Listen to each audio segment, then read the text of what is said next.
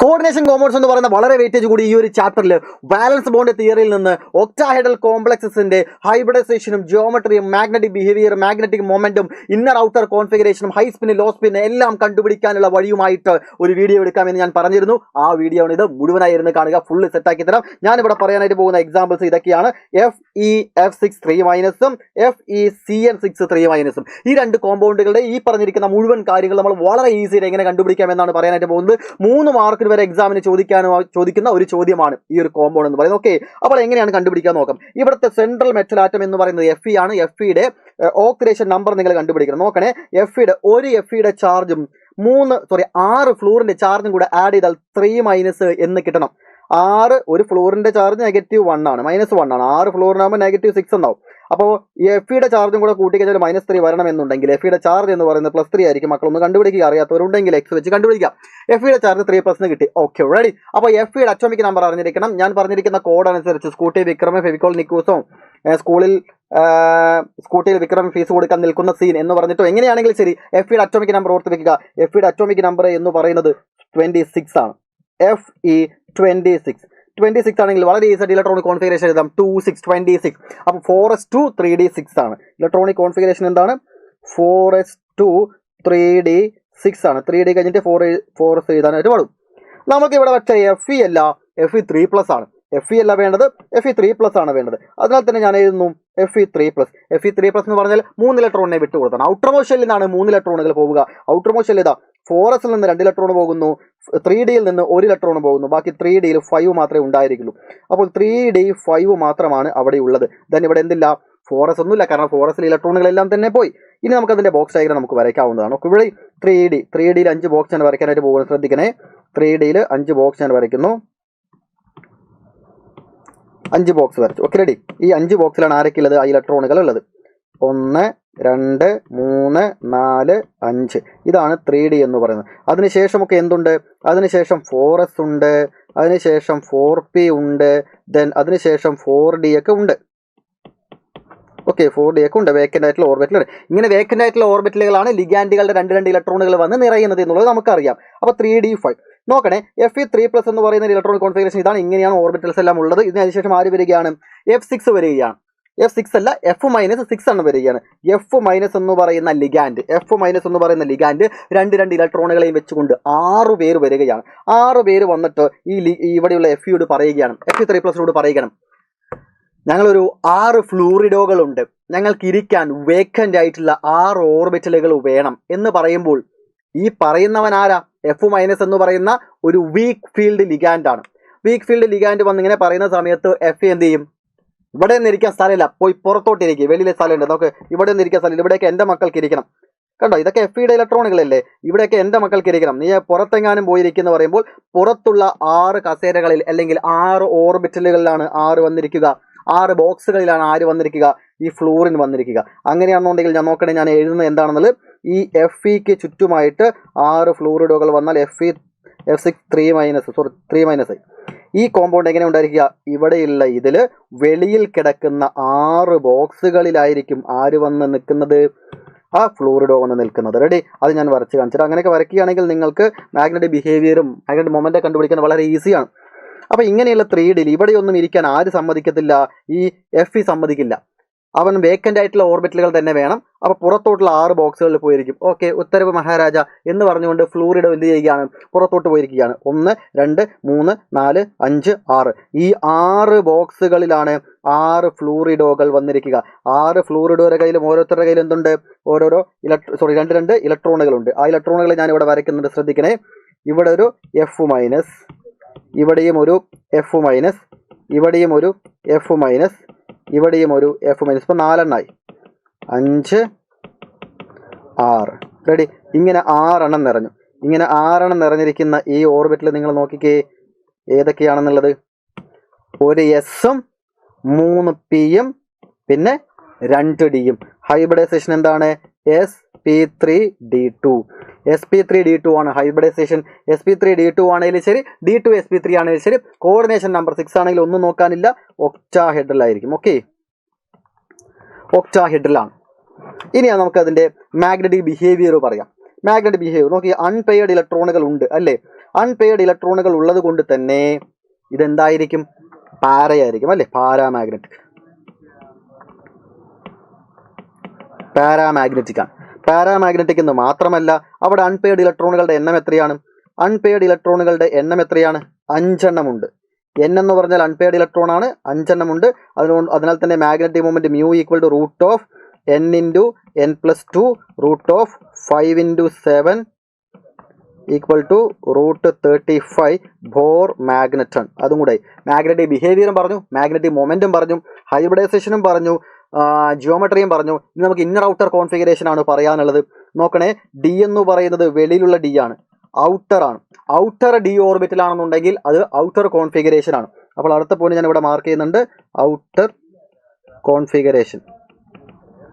Outer configuration ആണ്. മാത്രമല്ല unpaired ഇലക്ട്രോണുകളുടെ എണ്ണം മാക്സിമം ആണ്. ഔട്ടർ കോൺഫിഗറേഷൻ ആണെന്നുണ്ടെങ്കിൽ പുറമേ വെളിയിൽ പോയി കിടക്കും, ഇവിടെയൊന്നും പേരപ്പ് നടക്കത്തില്ല. അൺപെയർഡ് ഇലക്ട്രോണുകളുടെ എണ്ണം മാക്സിമം ആയിരിക്കും. ഇങ്ങനെ വരുന്ന കേസുകളിൽ അത് ഹൈ സ്പിൻ ആയിരിക്കും. റെഡി? അത് അൺപെയർഡ് ഇലക്ട്രോണുകളുടെ എണ്ണം കൂടുതലാണെങ്കിൽ ഹൈ സ്പിൻ ആണ്. അപ്പോൾ ഇത്രയും പോയിന്റുകൾ നമുക്ക് ഇവിടെ വളരെ വ്യക്തമായിട്ട് പറയാൻ സാധിക്കുന്നുണ്ട്. ഒരുപക്ഷെ നിങ്ങൾക്ക് ഇത് മനസ്സിലായിട്ടുണ്ടായിരിക്കില്ല. അടുത്തൊരു എക്സാമ്പിൾ കൂടെ പറയുമ്പോൾ അത് ക്ലിയർ ആയി മനസ്സിലാവും. ഞാൻ പറഞ്ഞുതരാം. അടുത്തൊരു എക്സാമ്പിൾ എടുക്കുന്നുണ്ട്. FeCN6 3- തൊട്ടുമുന്നെടുത്ത എഫിയുടെ ചുറ്റുമായിട്ട് ഇപ്പോൾ വരുന്നത് സൈനോ എന്ന് പറയുന്ന ആളുകളാണ്. പക്ഷേ സൈനോയുടെ പ്രത്യേകത അവരൊരു സ്ട്രോങ് ഫീൽഡ് ലിഗാൻഡ് ആണ്. F- എന്ന് പറഞ്ഞ വീക്ക് ഫീൽഡ് ലിഗാൻഡ് ആണ്. ഇപ്പോൾ വരുന്ന CN- എന്ന് പറയുന്നത് ഒരു സ്ട്രോങ് ഫീൽഡ് ലിഗാൻഡ് ആണ്. സ്ട്രോങ് ഫീൽഡ് ലിഗാൻഡ് വന്നാൽ ഇവിടെ കാര്യമായിട്ടുള്ള ഒരുപാട് മാറ്റങ്ങൾ ഉണ്ടാവും. അതെന്താണെന്നുള്ളത് നോക്കാം. അപ്പോൾ തൊട്ട് മുന്നേ നമ്മൾ ചെയ്തതുപോലെ തന്നെ സ്റ്റാർട്ടിങ്ങിൽ ഈ കാര്യങ്ങളൊക്കെ സെയിം തന്നെയാണ്. തൊട്ട് മുന്നേ ചെയ്തതുപോലെ തന്നെയാണ് ഇവിടെ ഉണ്ടായിരിക്കുക. ഇതിലൊരു മാറ്റവുമില്ല. കാരണം ആദ്യം നമ്മൾ എഫിയുടെ ഇലക്ട്രോണിക് കോൺഫിഗറേഷൻ എഴുതുന്നു.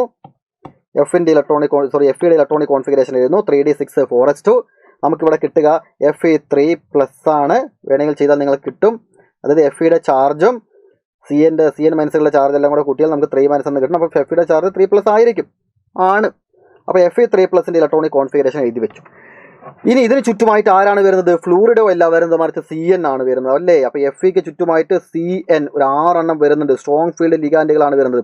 അപ്പോൾ ഇവിടെ വരുമ്പോഴുണ്ടാകുന്ന മാറ്റങ്ങൾ എന്തൊക്കെയാണ് എന്നുള്ളത് ഭയങ്കര ഭീകരമായിട്ടുള്ള മാറ്റങ്ങളാണ്. അത് നമുക്ക് നോക്കാം. ഇപ്പോൾ വന്നിട്ട് തൊട്ട് മുന്നത്തെ പോലെ തന്നെ എഫ് ചോദിച്ച പോലെ, ഫ്ലൂറിഡ ചോദിച്ചതുപോലെ CN ചോദിക്കുകയാണ്. അതെ Fe, ഞങ്ങളൊരു 6 CN- ഉണ്ട്. ഞങ്ങൾക്ക് ഇരിക്കാൻ ഒരു 6 കസേരകൾ, 6 വേക്കൻ്റ് ആയിട്ടുള്ള ഓർബിറ്റലുകൾ വേണം.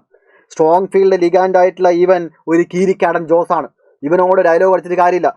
Fe എന്ത് ചെയ്യുകയാണ്? തൊട്ട് മുന്നേ ഫ്ലൂറിഡോയോട് പറഞ്ഞതുപോലെ തന്നെ പുറമേ ഇരിക്കുന്ന കസേരകളിൽ പോയിരിക്കും, പോ കടക്ക് പുറത്ത് എന്ന് പറയുന്നു. അപ്പോൾ ഫ്ലൂറിഡോ പോയി, കാരണം അവനൊരു വീക്ക് ഫീൽഡ് ലിഗാൻഡാ.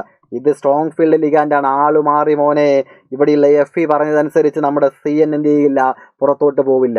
നിന്റെ പിള്ളേരൊക്കെ ഓരോ കസേരയിൽ ഓരോരുത്തരല്ല കയറിയിരിക്കുന്നത്, അങ്ങോട്ട് മാറിയിരിക്കാൻ പറടാ എന്ന് പറഞ്ഞുകൊണ്ട് ഓരോ ഇലക്ട്രോണുകൾ ഇങ്ങോട്ട് പേരപ്പ് നടത്തും. എങ്ങനെയാണ്?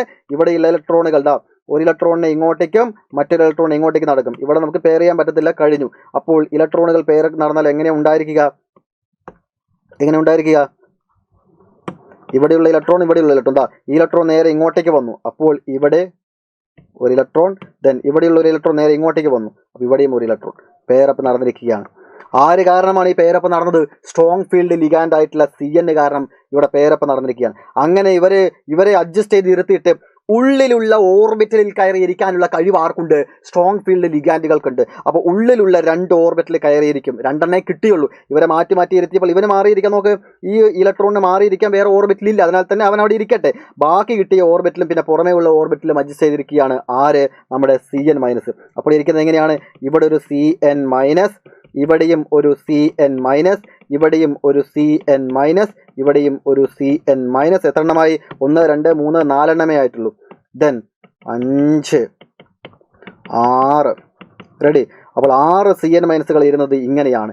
ഇങ്ങനെ ഇവിടെ ഇരുന്നപ്പോൾ ഇവരുടെ ഹൈബ്രിഡൈസേഷൻ എന്താണെന്ന് നോക്കിക്കേ. ഇവിടെ ഹൈബ്രിഡൈസേഷൻ എന്താണ്? ഡിയിലുള്ള 2 എണ്ണം, ഒരു S, പിയിലുള്ള 3 എണ്ണം. ഡി എത്ര എണ്ണമാണ്? ആദ്യം ഡി ആണ്, S അല്ല. ആദ്യം ഡിയിലെ 2 എണ്ണം, ഒരു S ഉം പിയിലെ 3 എണ്ണം. D2sp3. ഉള്ളിലുള്ള ഡി ആണ് ഇപ്പോൾ എടുത്തിരിക്കുന്നത്.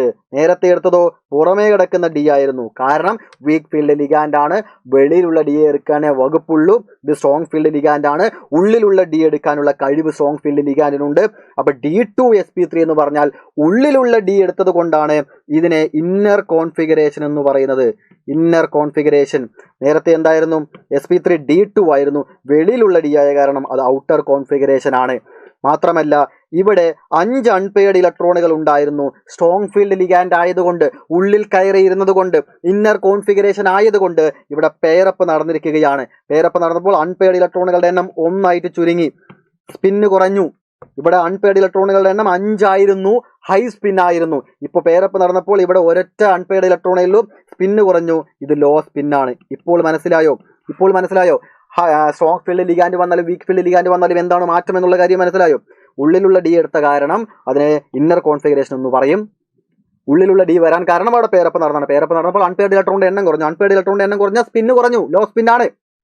മാത്രമല്ല D2sp3 ആണെങ്കിലും sp3 D2 ആണെങ്കിലും അതെന്താണ്? ഒക്ടാഹെഡ്രലാണ്. ഒക്ടാഹെഡ്രലാണ്. ഇനി നമുക്ക് പറയാനുള്ളത് അൺപെയർഡ് ഇലക്ട്രോണുകളുടെ എണ്ണം. മാത്രമല്ല മാഗ്നറ്റിക് നേച്ചർ പറയാം. അൺപെയർഡ് ഇലക്ട്രോൺ ഉണ്ടോ? ഉണ്ട്. അൺപെയർഡ് ഇലക്ട്രോൺ ഉള്ളത് കൊണ്ട് തന്നെ ഇതെന്താണ്? പാരാമാഗ്നറ്റിക് ആണ്. പാരാമാഗ്നറ്റിക്. ഓക്കെ, എല്ലാവരും പെയർഡ് ആണെങ്കിൽ മാത്രമാണ് അത് ഡയാമാഗ്നറ്റിക്. ഒരാളെങ്കിലും അൺപെയർഡ് ഇലക്ട്രോൺ ഉണ്ടെങ്കിൽ അതെന്താണ്? പാരാമാഗ്നറ്റിക് ആണ്. ഓൾറെഡി പാരാമാഗ്നറ്റിക് ആണ്. അൺപെയർഡ് ഇലക്ട്രോണുകളുടെ എണ്ണം 1 ആണ്. അതിനാൽ തന്നെ μ = എന്ന് വരും. μ = n(n+2) എന്ന് പറഞ്ഞാൽ √1 × 2 = √3 ബോർ മാഗ്നറ്റ്. ഇത്രയും കാര്യങ്ങൾ നമ്മൾ തൊട്ട് മുന്നേ കണ്ടുപിടിച്ചത്. ഇത്രയും കാര്യങ്ങൾ. Okay, ready? ഫുള്ള് സെറ്റാണ്. ഇതുമായി ബന്ധപ്പെട്ട ഏത് ചോദ്യങ്ങൾ വന്നാൽ നിങ്ങൾക്ക് എല്ലാവർക്കും ചെയ്യാൻ പറ്റുന്ന വിധത്തിൽ ഞാൻ നിങ്ങൾക്ക് ക്ലിയർ ആയിട്ട് മനസ്സിലാക്കി തന്നു എന്ന് വിചാരിക്കുകയാണ്. ഈ ക്ലാസ് ഉപകാരപ്പെടുകയാണെങ്കിൽ തീർച്ചയായും നിങ്ങളുടെ എല്ലാ ഫ്രണ്ട്സിനും മാക്സിമം ഷെയർ ചെയ്യുക, ലൈക്ക് ചെയ്യാൻ മറക്കരുത്. ക്ലാസിനെ കുറിച്ചുള്ള അഭിപ്രായം താഴത്തെ കമന്റ് ബോക്സിൽ രേഖപ്പെടുത്താൻ മറക്കരുത്. അപ്പോൾ ഇന്നത്തെ ക്ലാസ് പറഞ്ഞ കംപ്ലീറ്റ് കാര്യം വളരെ വ്യക്തമായിട്ട് മനസ്സിലായി വിചാരിക്കുന്നു. എന്ത് ഡൗട്ട്സ് ഞാൻ ഷെയർ ചെയ്യാം. വീണ്ടും അടുത്ത ക്ലാസ്സിൽ അടുത്ത കിടിലൻ ടോപ്പിക് വരണം. Thank you.